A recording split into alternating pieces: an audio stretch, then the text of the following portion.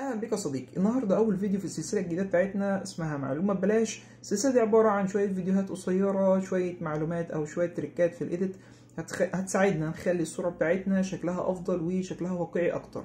تمام، يلا بينا على اول فيديو. ولو عجبتك السلسله وعجبتك فكره الفيديو يا ريت تكتب لنا في الكومنتات وتدعمنا باللايك وشويه الحاجات بتاعتكم الحلوه دي. تمام، يلا بينا. السورس بتاعي انا نضفته، حطيت التون على الصوره وهكذا. ده الفاينل لوك بتاعي بعد الايديت بتاعي عليها. تمام، دلوقتي عندي الصوره بتاعتي تحسها صامته، خصوصا انا شلت الجنب ده كده كله. لو انت كده جيت بصيت معايا الجنب ده كله شايل بقى بلاك، والناحيه التانيه هنا مظلم شويه، وفوق السما احنا الجو بالليل، فانا محتاج هنا ارمي اضاءه.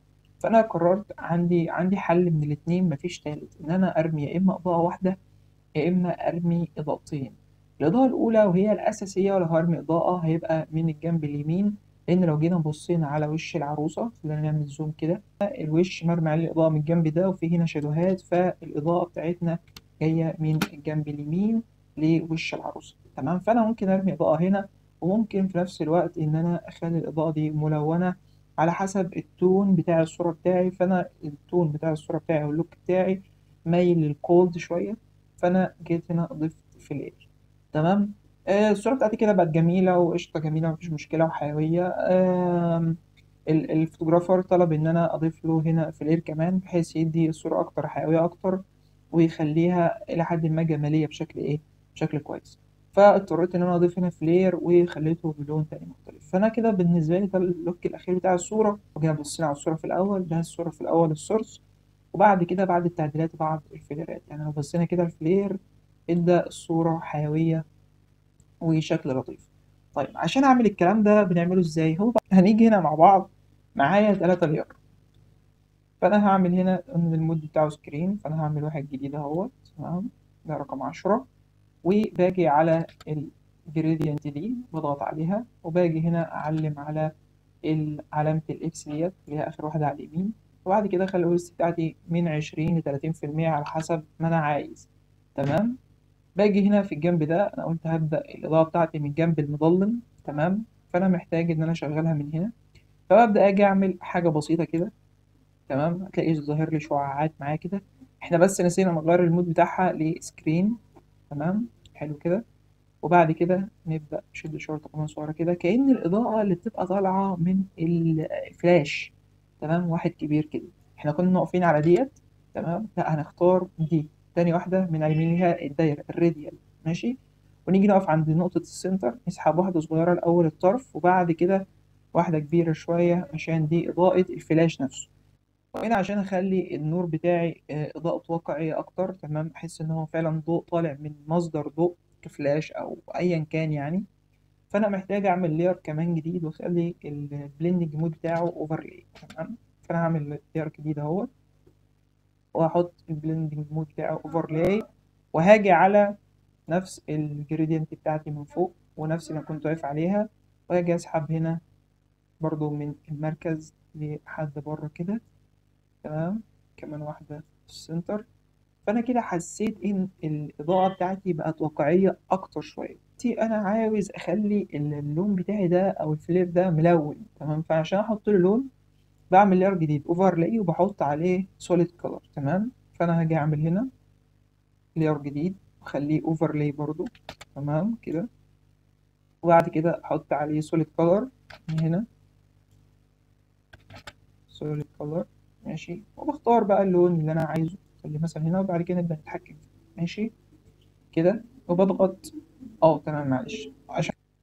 فعشان المشكله دي لو واجهتك انت تقدر تتعامل معاها ازاي؟ هتعمل لير من جديد عادي خالص وتنزله تحتها، وبعد كده تعمل اوفرلاي.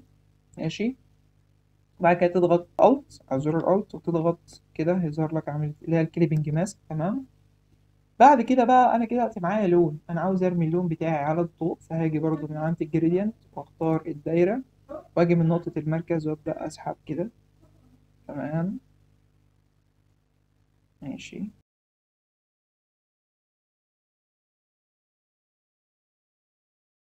فانا كده الفلير معايا بتاعي بقى ملون وبقى اضاءة واقعية وجميلة. طيب هتقولي بقى ايه الحاجة اللي انت عاملها بقى فوق الفولدر ده جوه الفلير برضو؟ طيب انا دلوقتي في فلير ضارب اضاءة عندي وضارب لون، فانا طبيعي لازم يروح على فستان العروسة. فعشان اعمل حاجة اعرف اخدها كوبي وبيست واحطها في كل صورة عندي، فانا باجي اعمل جروب، تمام كده. هاجي اعمل له انفيرتد ماسك كده، اضغط الت واضغط على الماسك هنا اعمل لي ماسك اسود. وبعد كده هبدأ احط جوه الجروب ده ادي لير فاضي، واخليه برضو اوفرلاي، وهحط له نفس الموضوع التاني بتاع نفس اللون نفس درجة اللون، واعملها كليبنج ماسك كأني بعمل ده من تاني بس فاضي. هوريكني اعمل ايه دلوقتي بقى. هخلي دي اوفرلاي، وبعد كده هضغط شيفت اف 5، تمام، تاني شيفت اف 5، وبعد كده تختار من هنا الوايت، وبعد كده نورمال بيست 100، بعد كده اضغط اوكي. حلو كده. كده انا معايا لون اعرف ارسم بيه على الفستان وعلى اي مكان المفروض طبيعي الاضاءه دي تنتشر حواليه، فاكتر حاجه هتروح لها الفستان، طرف الفستان من الناحيه دي.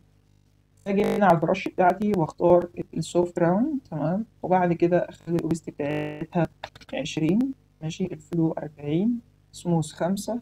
دي النسب مش ثابته يعني، بس عشان ما تدكش نسبه خطأ.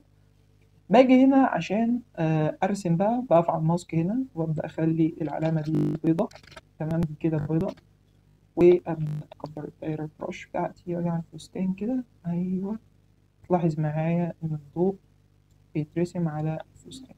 صار فرشه شويه، نيجي هنا كده، طبعا الاقرب بيكون اضاءته اكتر، وهكذا.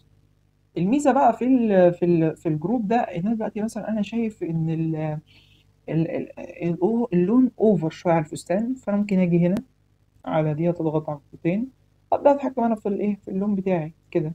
ممكن اغير اللون لاي لون، بس طبعا لازم يكون مناسب للي انا بادئ بيه الايه الفلير بتاعي، تمام. فانا طبعا احنا بادئين باللي هو اللون الموف، ماشي، خلينا فيه، خليه كده دارك شويه وغامق، ايوه، حلو كده. بس تيجي بقى نبص كده، شوف، بعد ما كان الفستان ما عليهوش اي اضاءه، دلوقتي بقى عليه اضاءه كانها جايه من الفلير، والفلير بتاعي يبقى اداني شكل واقعي اكتر. بس كده. بس يا سيدي كده ده الفلير وبكل سهولة، ومش محتاج أي حاجة حرفيا يعني. هنا الفلير الأزرق معمول بنفس الفكرة. ولو عجبتك الفكرة عجبك الفيديو، يا ريت تعمل لايك، تدعمنا، تكتب لنا في الكومنتات استفدت ولا لأ. وأتمنى الناس تجرب وتورينا شغلها على الصور بتاعتها. يلا سلام.